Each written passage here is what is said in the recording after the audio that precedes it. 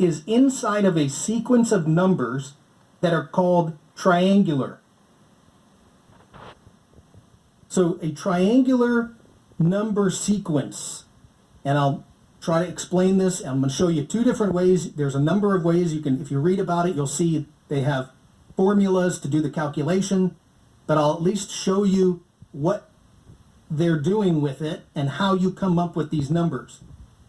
But it's a sequence of numbers, and the higher the sequence goes, the larger the distance between each triangular number. And so that means that they're not very often. So triangular numbers stand out.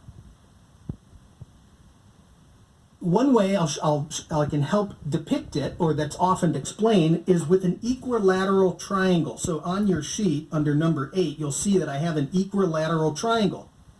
Equilateral. Every side of the triangle is equal in length. So that's one way, and I'll talk through that in a second. That's one way you depict it. The second way is with a formula, just doing the math. So let's say we said we have the number 4.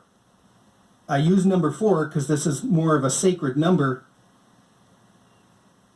Number 4, and you say, well, what's the triangle of 4?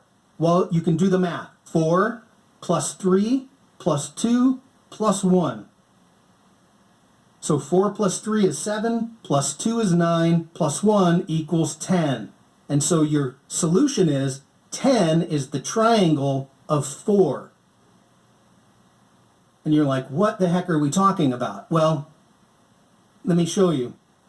At least I'll try to graphically depict this. If you want to make an equilateral triangle with 4 units on each, on the edge of each side of the triangle, so it's equal 4, 4, 4, what you're going to end up with is 10 units on the inside. It looks like this.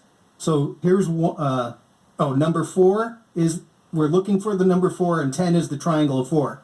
So you'd say here's 1 inside the triangle, 2, 1 plus 2, plus 3, plus 4. So each side of the triangle now has 4 dots. And if we add all of those up, well, okay, first of all, this side is equal to this side is equal to the bottom. If you add all the dots, you get 10 dots. So it's a way of depicting a triangle. The triangle of 4 is 10.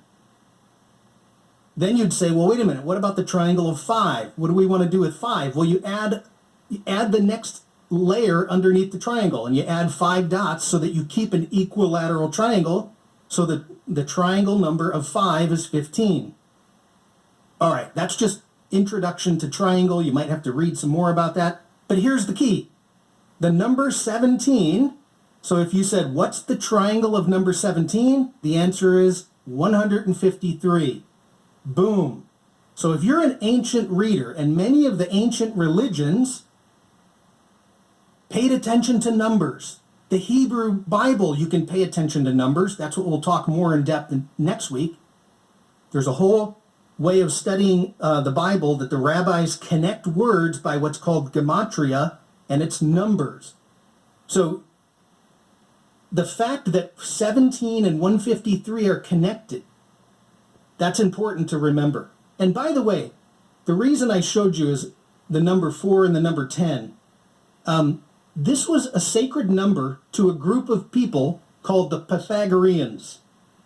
Now, Pythagoreans were like a cult, a mystery cult, started by a guy named Pythagoras, and we all learned the Pythagorean theorem when we were in school.